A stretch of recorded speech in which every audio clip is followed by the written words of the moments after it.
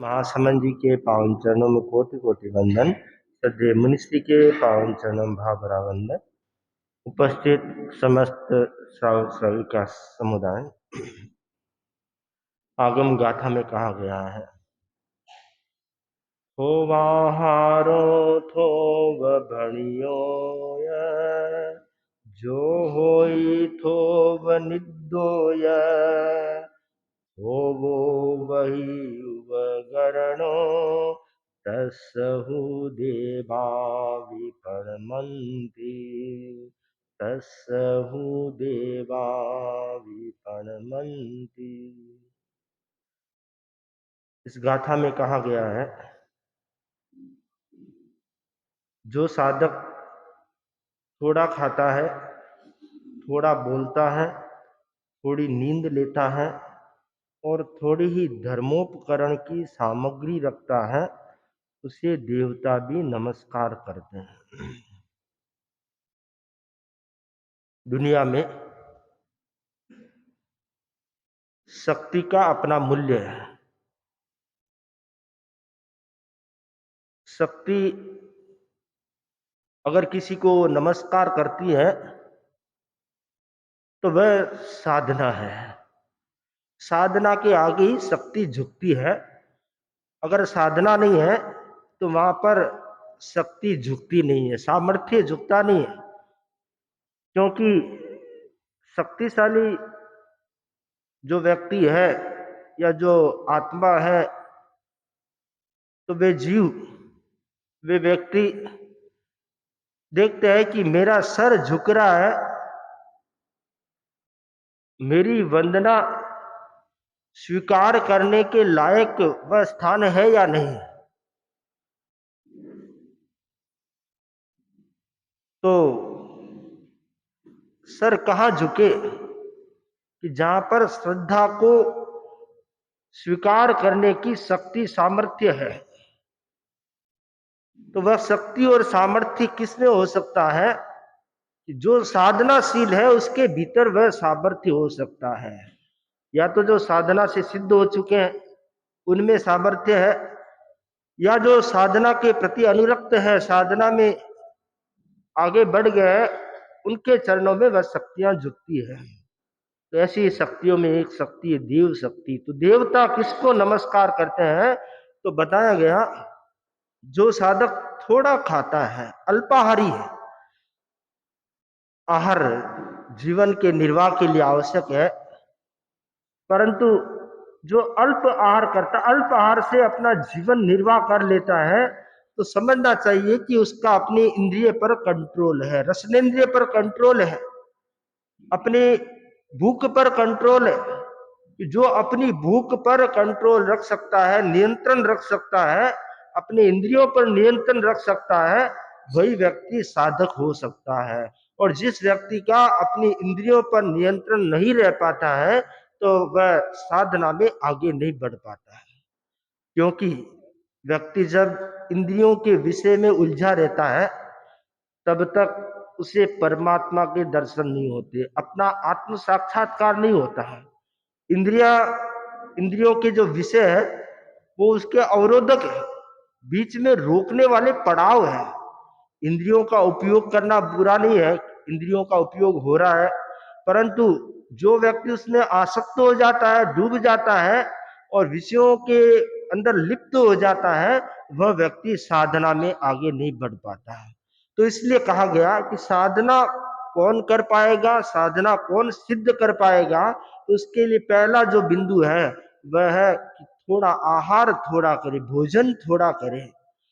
भोजन कम करेगा तो जो शरीर की शक्ति है, जो शरीर में ऊर्जा उत्पन्न होती है, वह ऊर्जा शरीर को निरोग रखेगी और जो उसका लक्ष्य, चरम लक्ष्य है, उस प्राप्ति की दिशा में आगे बढ़ेगी। अगर शरीर में भोजन ही भोजन ठूस दिया है, दिन में बार बार ठूस दिया है, भर भर के ठूस दिया है, तो शरीर की एनर्जी उस भोजन पचाने में लग जाएगी। वह उससे ऊपर क्या करना है वहां तक कार्य नहीं कर पाएगी, वहां तक पहुंच ही नहीं पाएगी। तो इसलिए साधना के लिए सबसे पहला बिंदु है कि भोजन का संयम हो, आहार का संयम हो। आहार का संयम साधना सिद्धि के लिए महत्वपूर्ण होता है।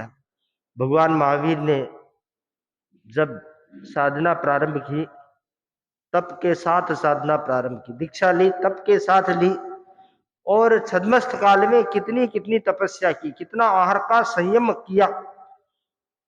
तो आहार का संयम उनकी साधना सिद्धि में सहयोगी बना और उन्हें केवल ज्ञान प्राप्त हो गया।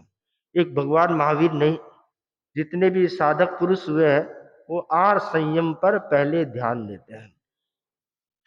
ऐसे उदाहरण मिलते हैं वात रसन मुनि। वात रसन मुनि यानी जो सिर्फ वायु का भक्षण करते हैं और कुछ खाते नहीं है, वायु पर अपने जीवन का निर्वाह करते हैं। तो ऐसे अलग अलग तरह के साधक हो सकते हैं, हुए हैं। तो साधना के लिए सबसे पहले भोजन का संयम जरूरी है। भोजन का संयम साधना में व्यक्ति को आगे बढ़ाता है। दूसरा जो संयम बताया, वाणी का संयम, जो थोड़ा बोलता है। कुछ लोग सोचते हैं कि मैं ज्यादा बोलूं, ज्यादा बोलना कोई गुणकारी नहीं है।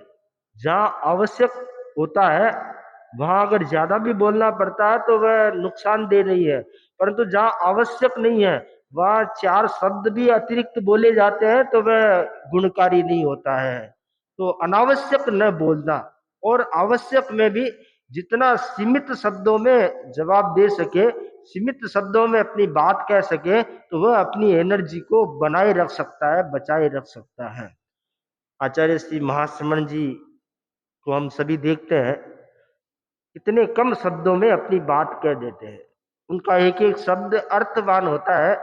अनावश्यक शब्द प्राय नहीं, अनावश्यक शब्द नहीं होता, आवश्यक जो है वही शब्द होते हैं। तो उनकी वाणी कितनी सदी हुई है, भाषा पर संयम कितना सदा हुआ है।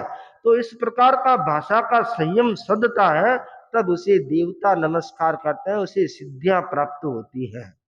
मौन रखना फिर भी सरल है, भाई नहीं बोलना, छुट्टी, पूरा नहीं बोलना है, परंतु बोल करके संयम पूर्वक बोलना है, विवेक पूर्वक बोलना है, या थोड़ा बोलना है, वह और अधिक कठिन होता है। तो वाणी का विवेक और वाणी का संयम, थोड़ा बोलने का अभ्यास, मैं ज्यादा नहीं बोलूं, ये एक संकल्प अगर व्यक्ति के भीतर में हो तो वह अंतर्मुखी हो सकता है, अंतर की शक्तियों को जागृत कर सकता है।